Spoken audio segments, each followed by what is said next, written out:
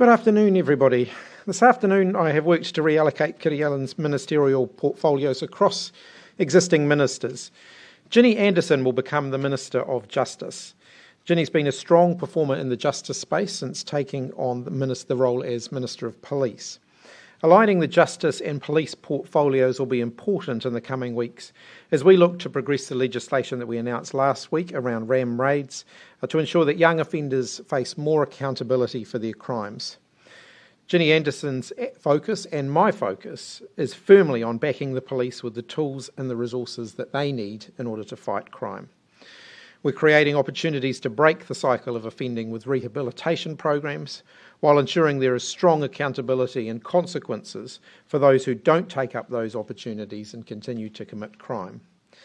Kieran McAnulty will become the Minister for Regional Development, aligning with his existing portfolio as Minister for Rural Communities. Grant Robertson is already leading the government's rolling maul of initiatives to support the communities that have been affected by Cyclone Gabrielle. He'll take over the lead coordination role for the Tairāwhiti region. There'll be further support for local infrastructure in those areas announced later this week. At his request, David Parker will pass on the revenue portfolio to Barbara Edmonds to free him up to focus on the transport role that he has recently taken up. Prior to entering Parliament, Barb was a specialist tax lawyer, and I've got confidence in her ability to pick up a greater share of the economic work of the government, which is why I'm also making her an Associate Minister of Finance. She'll be relinquishing her Associate Health role, which will be redistributed amongst the existing health ministers. Damien O'Connor will pick up an Associate Transport role, and he will be supporting David Parker in that. With only 5 sitting weeks until the House rises for the election, I've decided not to bring any new ministers into Cabinet. Overall, there are 25 ministers in the executive, and I believe that all of them have a fair and manageable workload. Those promoted are all hard-working ministers who are performing well, have the capacity to take on more, and now have the opportunity to demonstrate their strengths. Our focus must be on the issues that matter to New Zealanders, like the cost of living and law and order.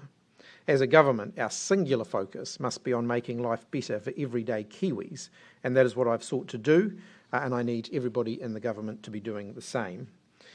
To the week ahead, tomorrow I'm in Wellington, where I'll be attending the sold-out Football Ferns Philippines game here in the capital.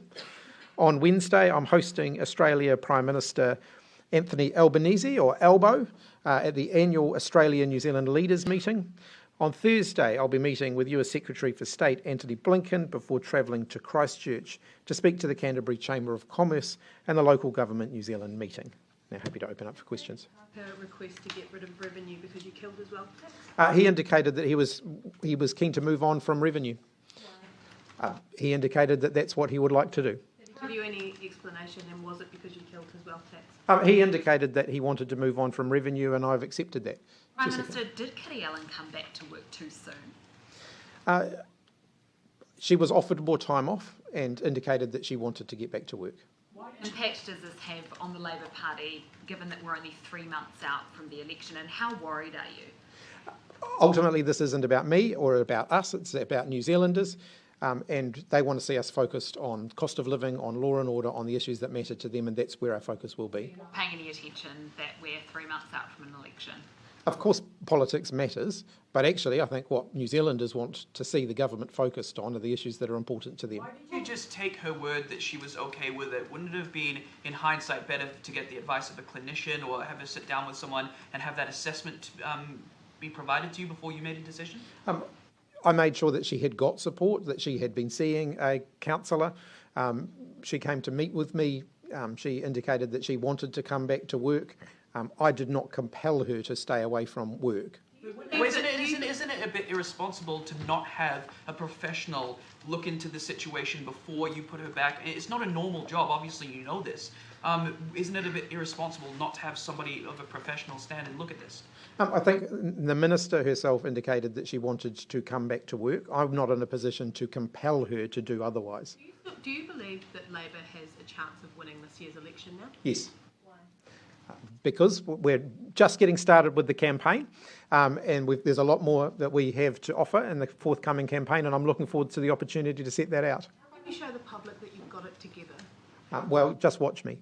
So listeners might be thinking, well, today is the day that you lost the election campaign. That's very premature. The campaign hasn't even started yet.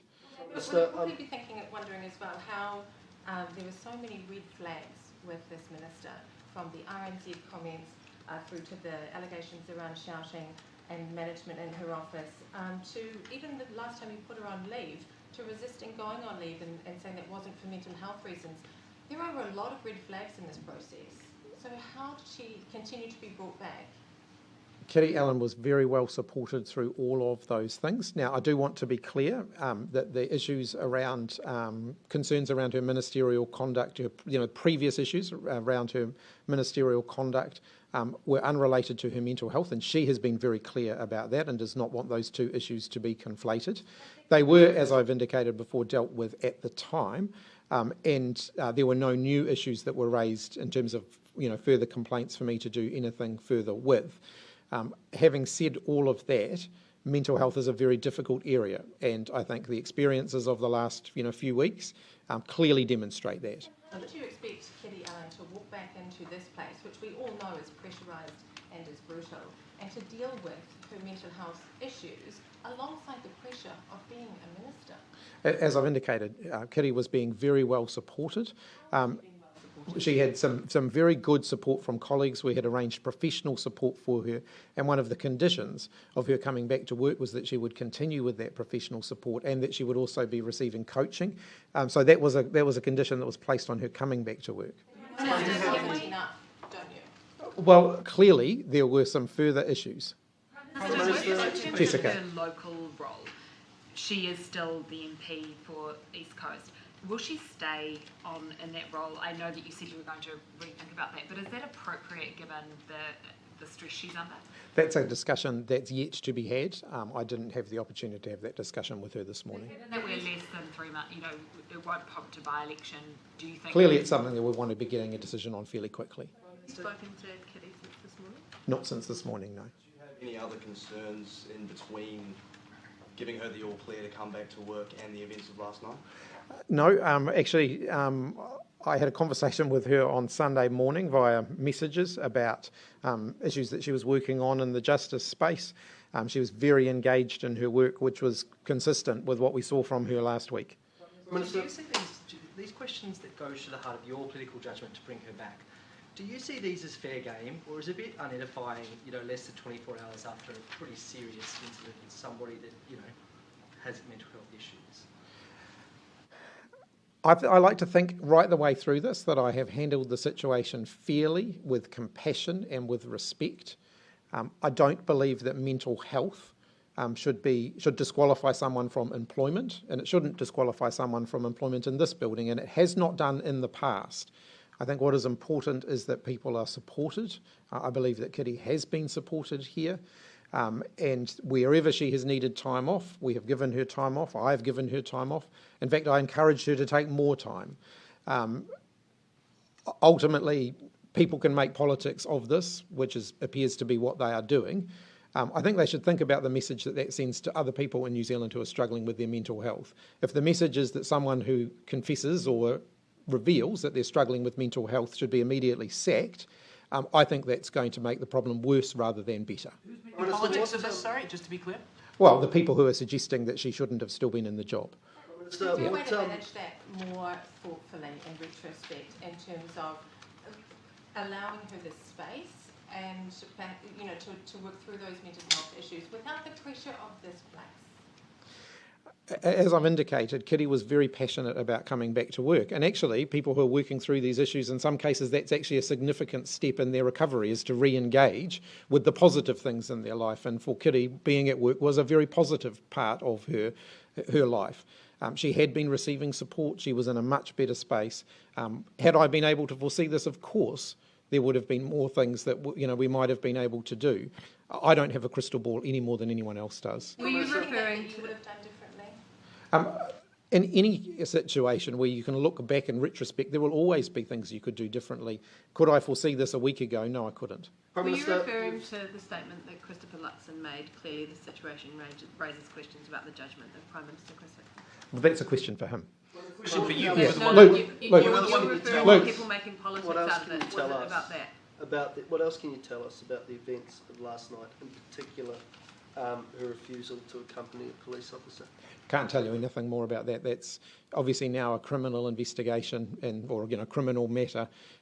So that really is a question for the police. Accepting that she was a minister at the time, doesn't the public have a bit of a right to know a bit more about what happened? Everybody is still equal before the law, regardless of what role they hold. Kiri Allan is equal before the law, the same as any other person who was arrested in those circumstances. Are you able to tell us if she was led away in handcuffs? I don't have that information. So if these reallocations hadn't happened because of the Kiri Allan situation, would David Parker still have remained the Revenue Minister, and would he announce the Labour's tax policy? Oh, it's not unusual when there's a reshuffle in the offing that ministers will offer something up where they'll say, I'd like to pick this up, or I'd like to no longer be doing this. That happens from time to time. He wasn't already saying to you, I want out of the revenue? Right? Well, I wouldn't have gone and proactively sought out portfolio reallocations had I not already been doing them. Well, I suspect not. But election? Who's that? David Parker. He's not given me any indications otherwise. Do you think that when you reallocated portfolios after Michael Wood's resignation, do you think you made the right decision not bringing in a new minister then and instead loading up your existing ministers with quite significant workloads? We are very close to an election, and of course there's inevitably a reshuffle after an election, regardless of what the outcome of that is. And we have to be mindful that there could be additional parties in government that need to be accommodated in those arrangements as well. Then there's the issue of ministers getting up to speed, brand new ministers getting up to speed with the role in the run-up to a general election campaign when they're going to be wanting to be out and about campaigning. So I made the judgment, over the last month or so, that now's not the time to be bringing new people into the ministry. Prime Minister, you've had 4 ministers leave under your watch. Are you up for the job of leadership? I think you're including Jacinda Ardern in that potentially. No, that makes 4 without Jacinda Ardern. Yeah, and they're all different, and there's different reasons for all of them. Prime Minister, some New Zealanders, voters looking at your Prime Ministership and at this government, may see a connection with Stuart Nash was given multiple chances despite there being red flags about his behaviour. You then have Michael Wood, multiple chances despite multiple red flags. Now we have Kiri Allan in a different but similar situation where there were red flags, and we've now lost her as a minister too. So what does that say about your political management? In every one of those instances, I've made decisions based on the information that was available at the time. Obviously, if more information comes to light, then I'll revise my decisions. I like to think that I make decisions based on information and evidence. I make those decisions fairly, I believe. In all of those instances, further things happened. Do you want to be tougher?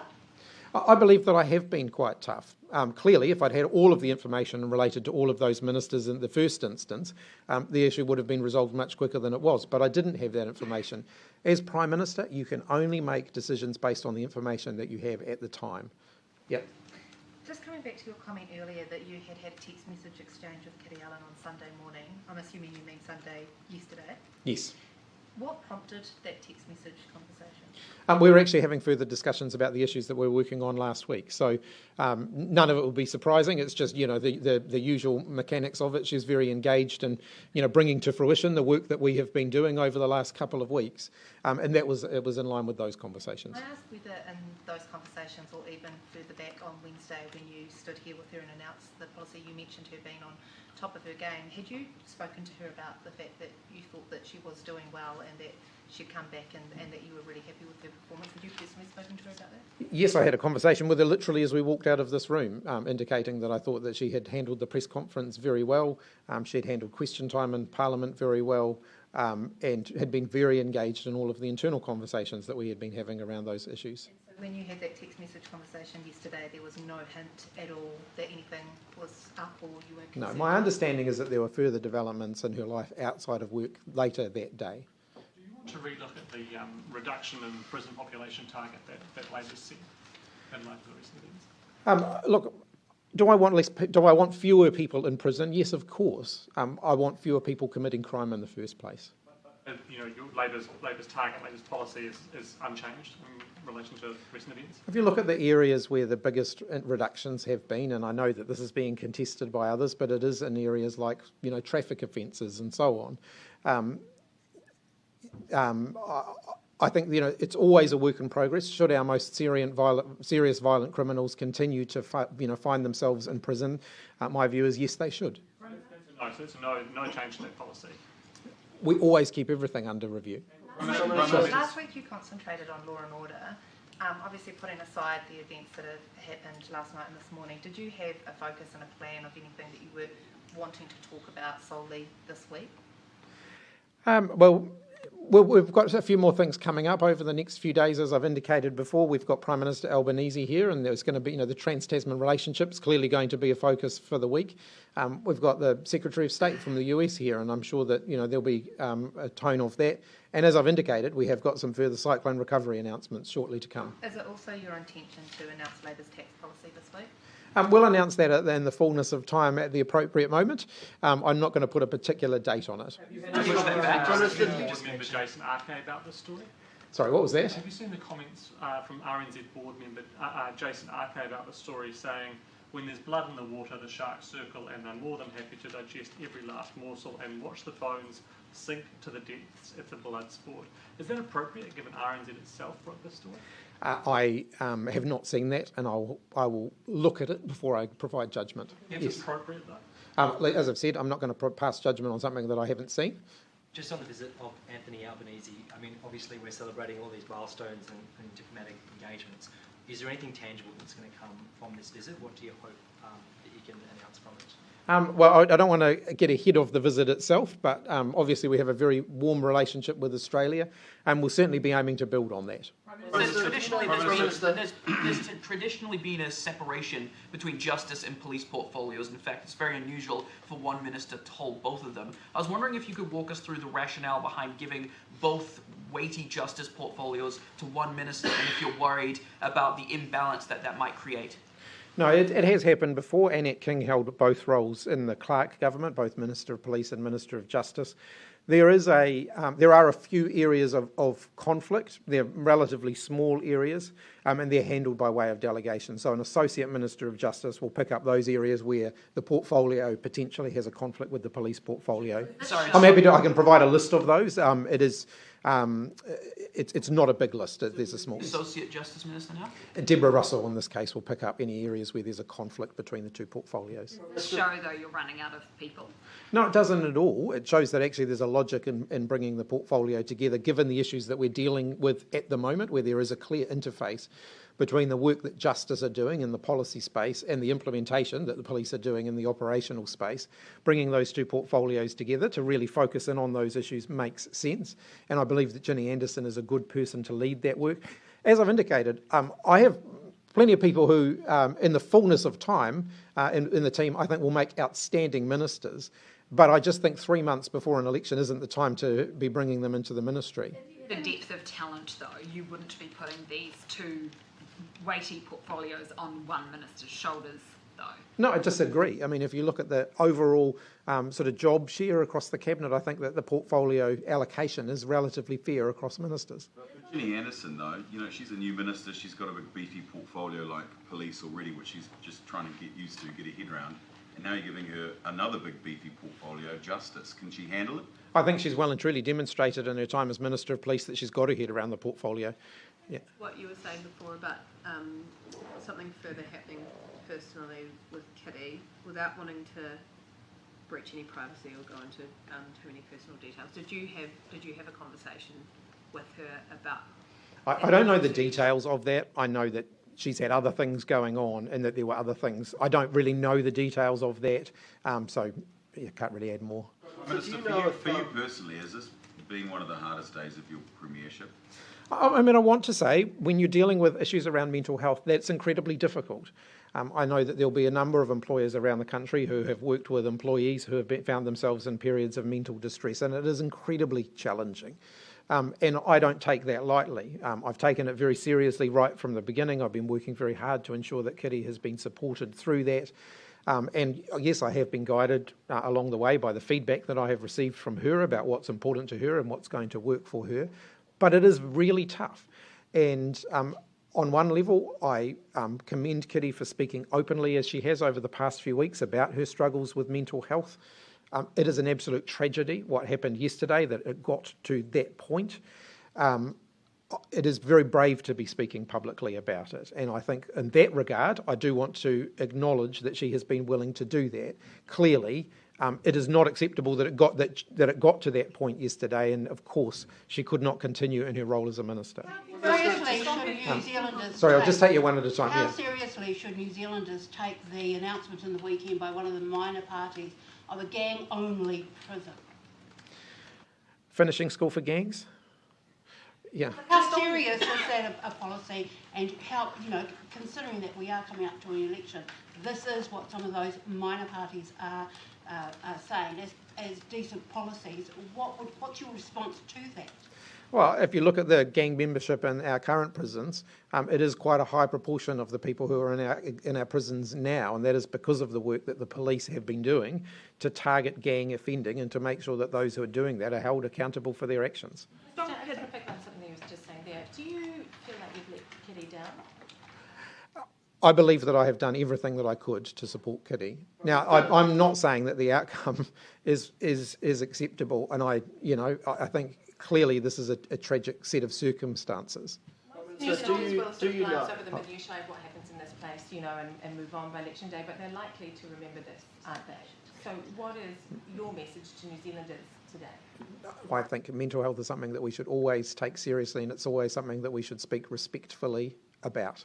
So do you know, or have you been told that Kiri Allan left the scene of the accident before she was arrested last night? I'm kind of cautious. I went through a bit of this morning, and I am aware that now we're moving into that phase where police will be doing their investigations. They'll be making decisions about prosecutions and so on, and I don't want to get in the middle of that. So I don't want to continue to add to that.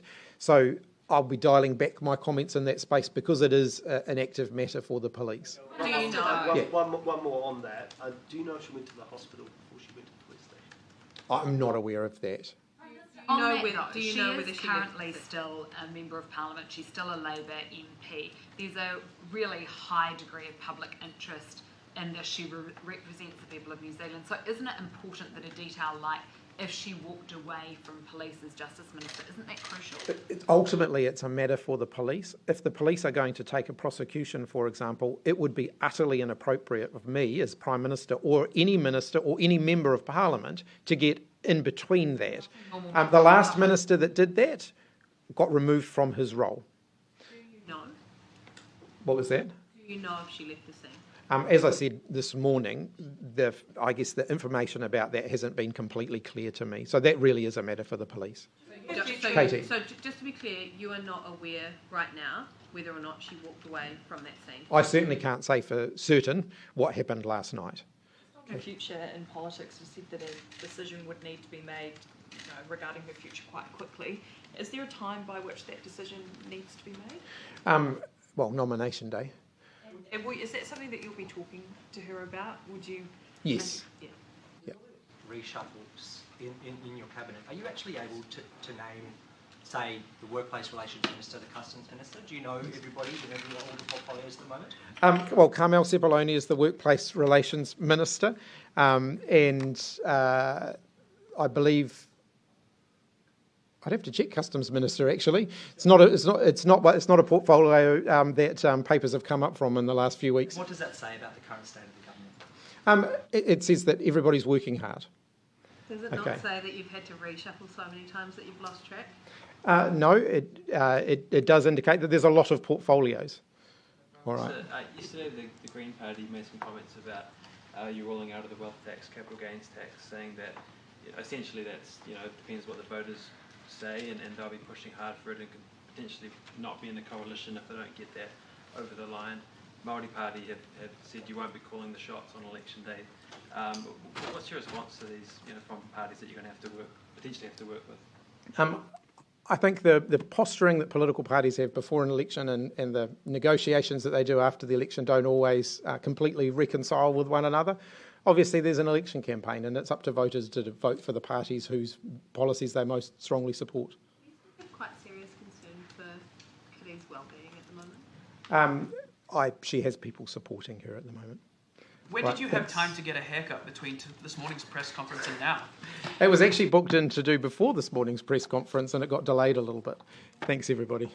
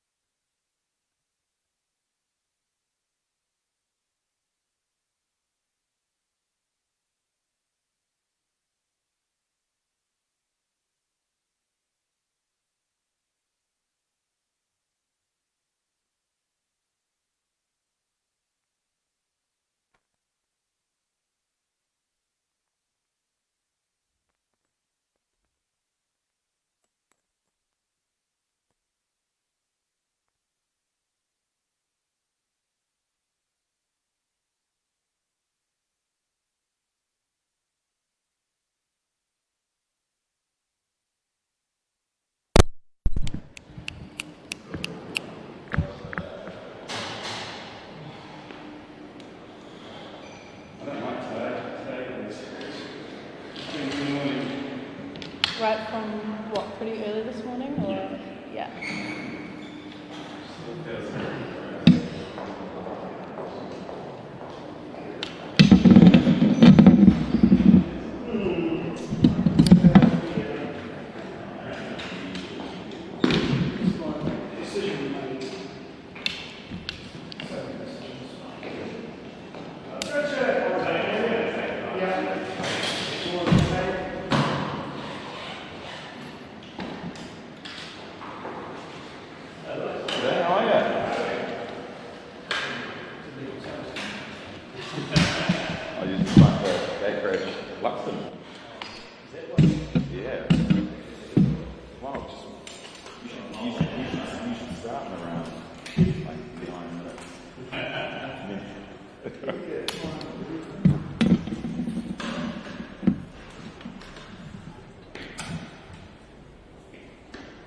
I've only just got off the plane.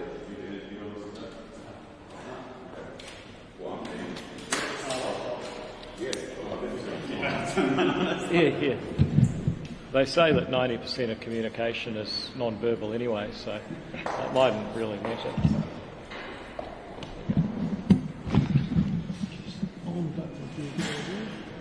Yeah.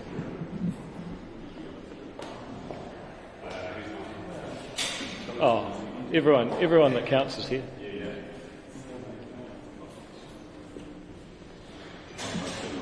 By which I mean the camera operators. Like the mic can. It's just a reconfigure after post-web, so it's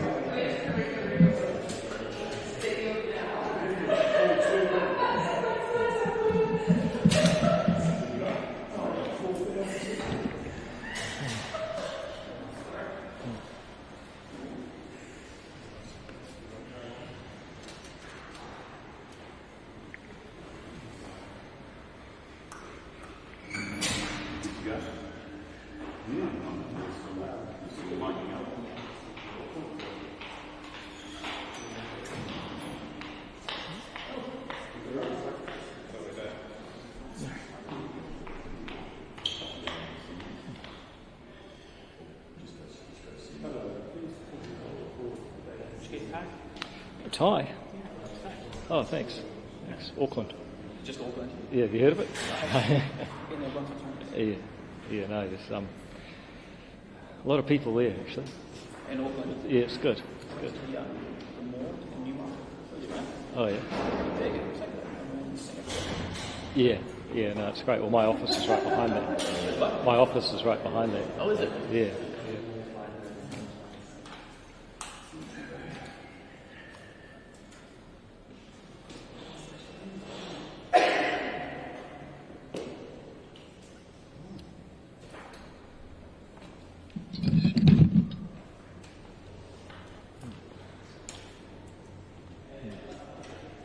All right, well, I'm ready when you guys are.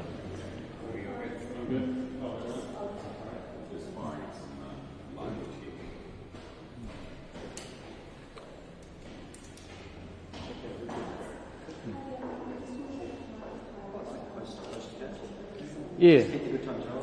Well, you know, just because you didn't win the last election doesn't mean you can't do postcap.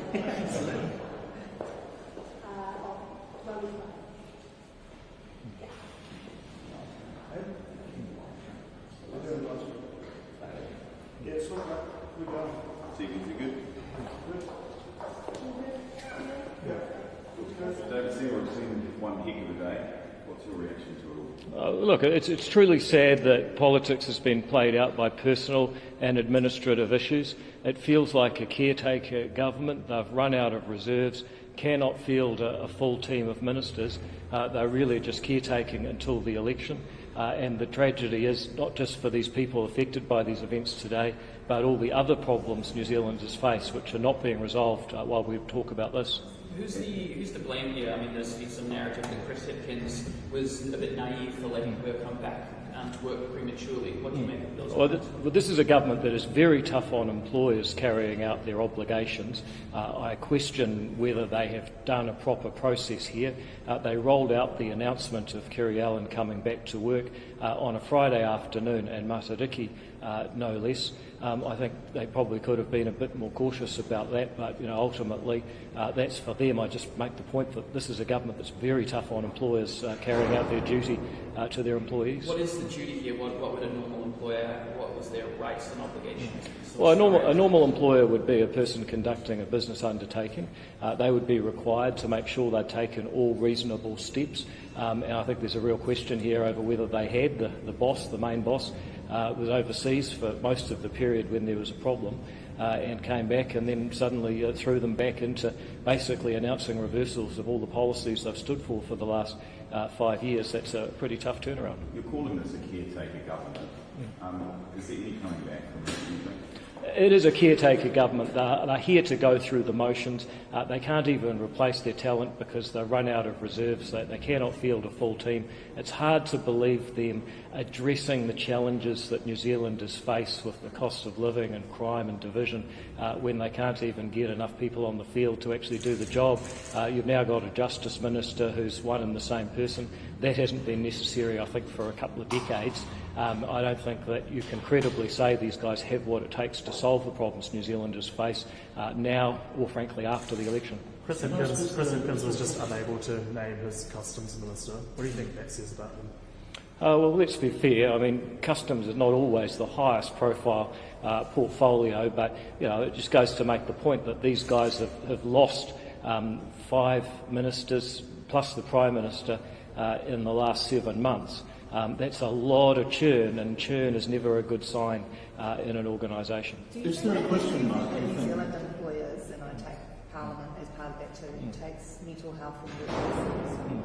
Well, I think employers are taking more and more obligations as a person conducting a business undertaking under the Health and Safety at Work Act.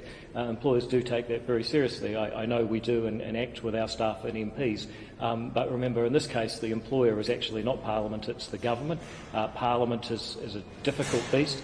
But as a government, you employ ministers, and they did have a serious obligation here, just as any business with an employee with mental health challenges would have to undertake.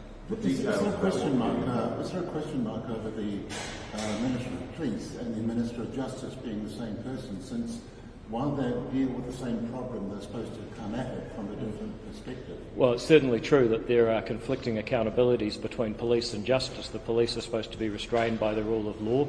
The Minister of Police is supposed to represent the police. The Minister of Justice is supposed to represent the rule of law and the government apparatus that upholds that, being the courts and the laws that they're responsible for. So, there is a tension there that's not being accounted for. Also, just note that Ginny Anderson and the Prime Minister continue to say that drops in prison numbers are driven by people on traffic offences. That's simply untrue. Actors crunch the numbers, and it's actually people doing assaults with intent to injure and burglaries, along with administrative problems, that are the main types of people that have been behind the reduction in prison numbers. That's what Statistics New Zealand says. For the Prime Minister, Minister of Police and now the Minister of Justice to be getting that wrong is a real problem. Would you ever make someone be Minister of Police and Justice at the same time? No, look, I would not do that, for the simple reason that there is a tension. There's the rule of law, and the rule of law restrains the police. When you have one person doing both those jobs, you don't have those two important interests represented. You have a conflict of interest. The Prime Minister says that he's going to make an exception and have the Associate Minister take over areas where there's a conflict. There's almost always a conflict. Kiri Allan's behaviour, is it excusable given she was under immense distress at the time? Look, I don't know all the circumstances. Clearly there will be people who have lost someone to a drunk driver who will be completely outraged. There's also a person who has been under enormous distress, and without knowing the exact circumstances, I think it would be wrong to try and balance those up as someone that doesn't know all the facts. All right. Thank you very much, folks. Have a nice day. See you later.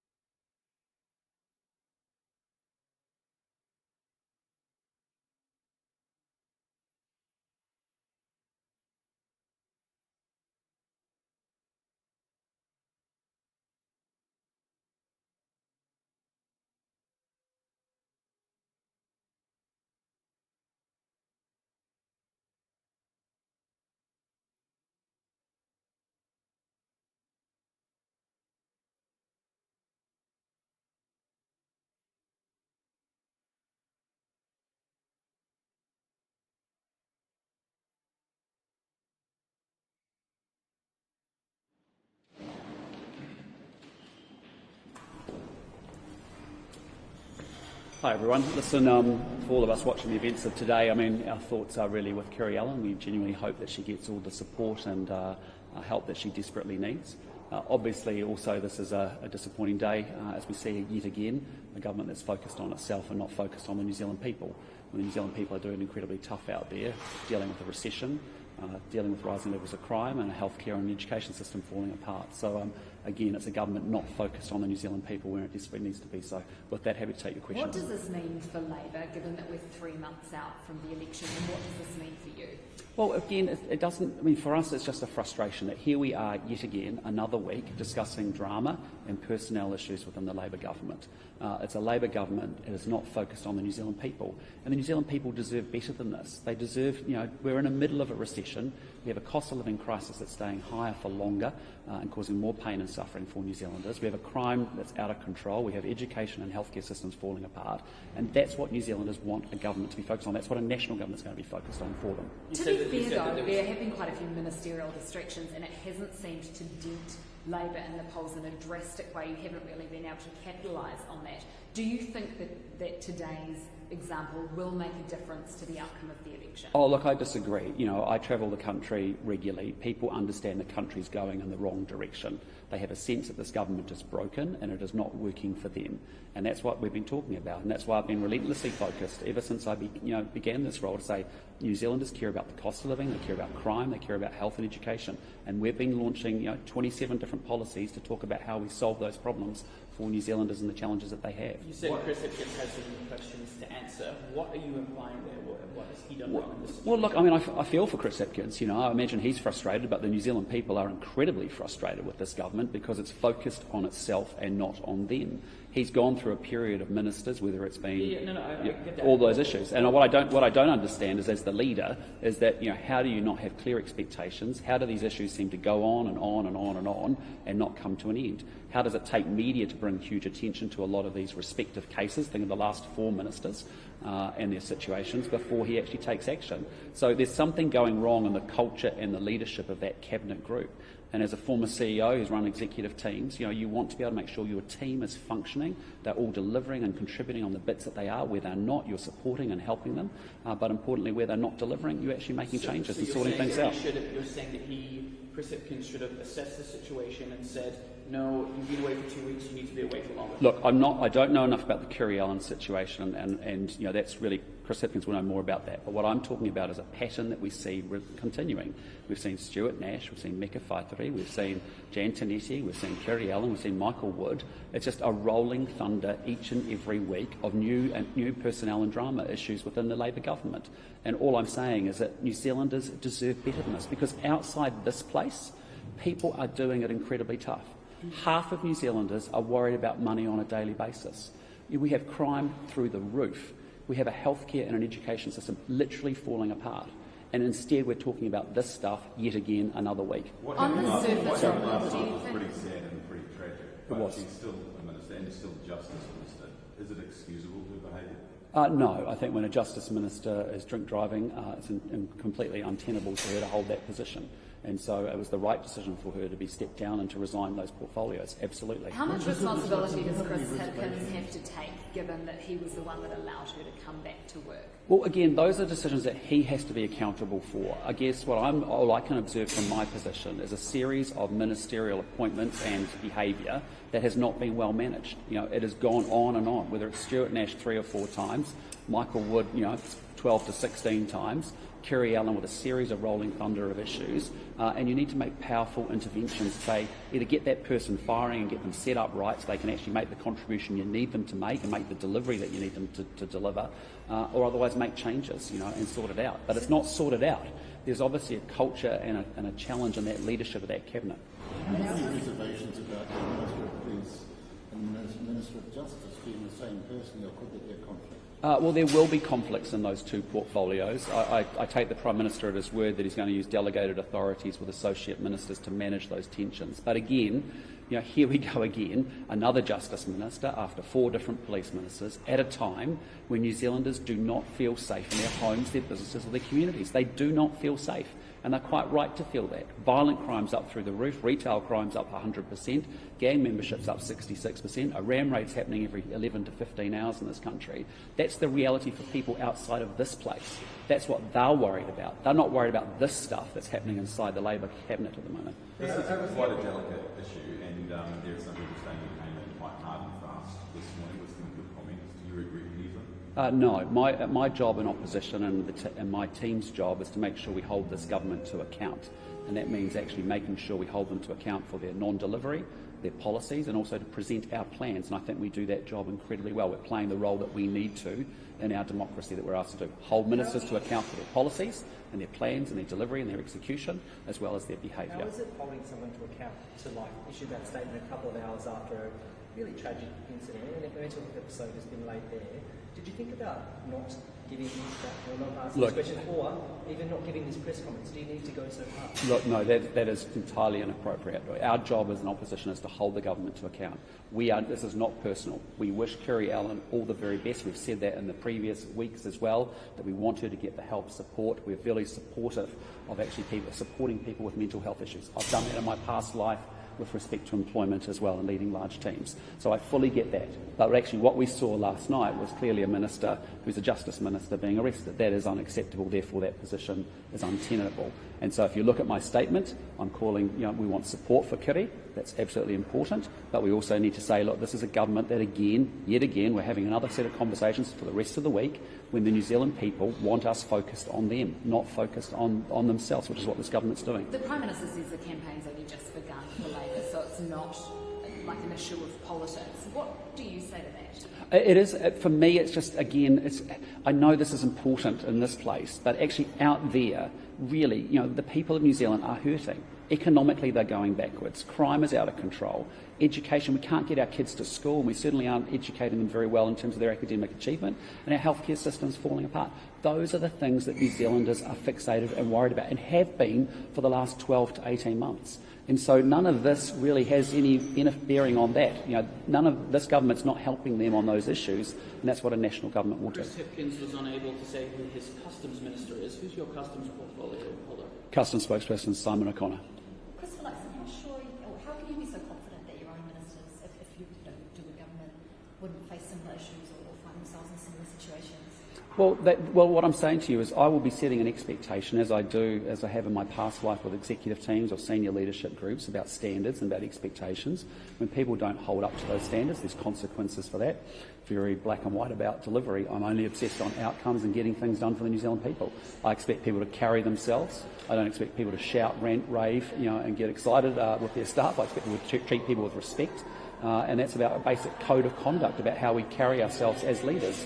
And so that's pretty straightforward for me. So if you found the Prime Minister and something like this happened under your tenure to one of your ministers, what would you require in order for the minister to come back to work? Would you require a psych test? Would you require... Well, it's just... Yeah.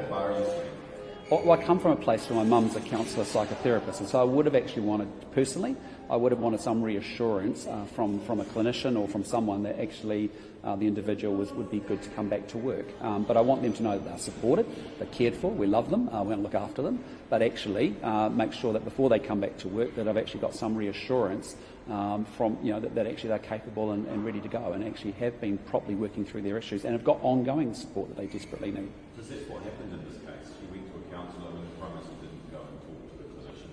I don't know if there are privacy issues there, but she was seeing a counsellor and she was getting... And that's great, and that's great to hear, and it's fantastic that that's happening. I just, you asked me hypothetical, I would want some reassurance around that typically, is what I would have done in the past life, just to make sure I'd have a conversation with the individual and then also make sure that I had representation from their support that they were actually good to go. So how helpful is it that we're just speculating about this, like you say, without knowing the aspects of their circumstances?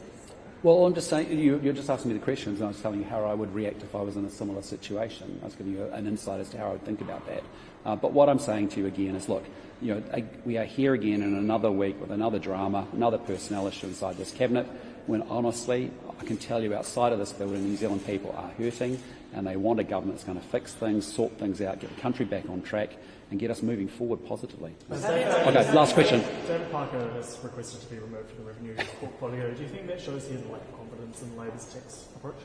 Yeah, I'd say that as part of the massive division that's happening within the Labor Party after Chris Hipkins ruled out in theory the wealth tax. I'd just say to you it's coming straight back if this government gets back into power again on October the 14th. Under the Greens, they will be bending to the power of the Greens into Pāti Māori and a coalition of chaos, and you'll find a wealth tax re-emerging again. All right, guys. Thanks much. Sorry, last question. This is the third minister who's had regional oversight for the cyclone response. Grant Robertson's now just taken over her role.